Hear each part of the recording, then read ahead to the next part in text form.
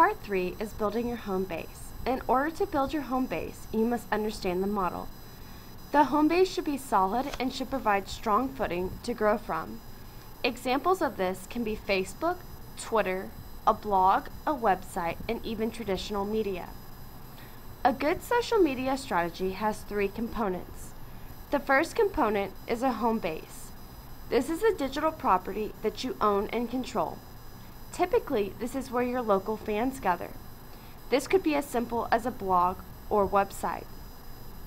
The second component is embassies. These are places you do not own, but where you have a registered profile. For instance, Facebook, Twitter, or LinkedIn. The third component is the outpost. These are the places that you do not own, nor do you have a regular presence. This is where you simply listen to conversations that interest you.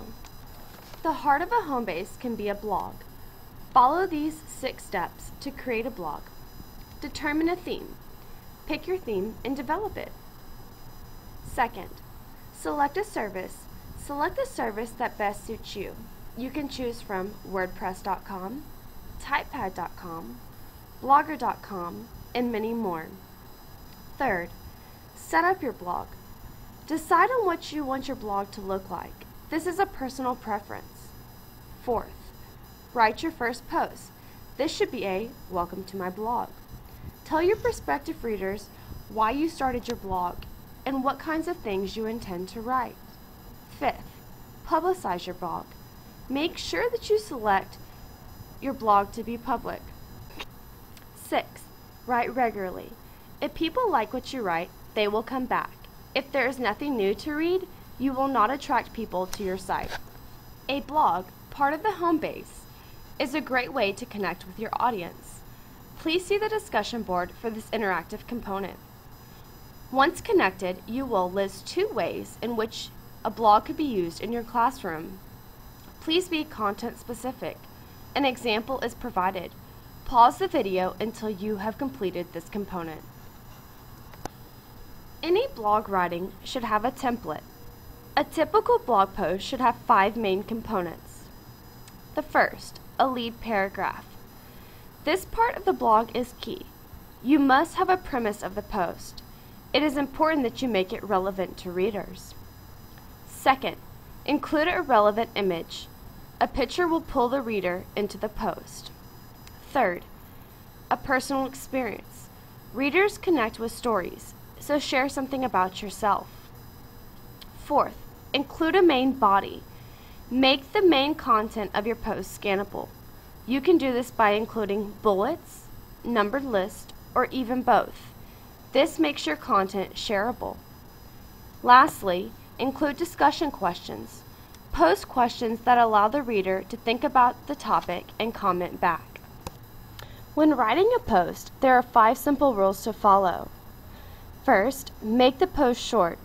Aim for approximately 500 words. Use short paragraphs. 3 to 4 sentences is sufficient. Keep sentences short. As a general rule, try to avoid compound sentences. Use simple words. The goal is to communicate, not impress the reader with your vocabulary. Lastly, provide internal links. Since you cannot say everything in your post, link to other posts where you have developed a thought in more detail. Posts take a long time to create.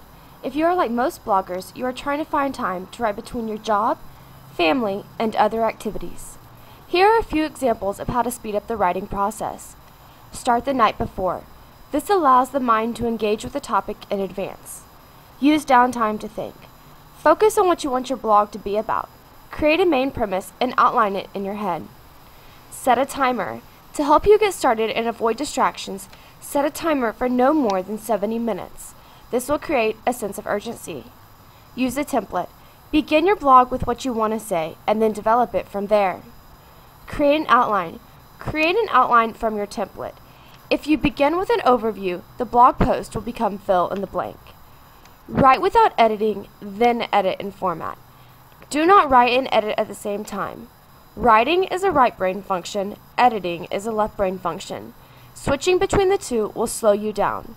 Write continuously and then edit. Once you are happy with your post, publish it. Avoid common blogging mistakes or traffic killers. These are self-explanatory. You don't post often enough. You post too often. Your post is too long. You don't invite engagement. You don't participate in the conversation. You don't make your content accessible. You don't create catchy headlines. Your first paragraph is weak. Your post is off-brand, or the post is too much about yourself. You must create an About You page. This is also self-explanatory. Write in first person, write in conversational style. Start with the reader's priorities. Tell them about yourself. Tell them about your blog. Set their expectations. Invite them to subscribe. Point them to your top post. Provide a full biography. Tell them how to contact you. Include a photo or video. And consider a disclaimer. Once your blog is published, protect your intellectual property. Understand the copyright law. Your post is protected the moment you create it. No one can legally reproduce it. Publish an official copyright notice.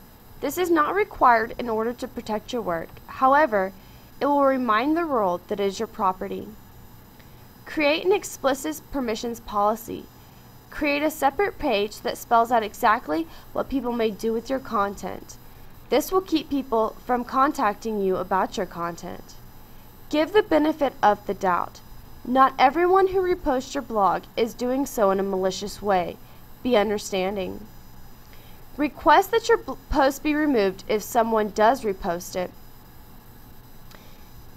Demand that an unauthorized user take down the content if they have not removed it, or further action will be taken.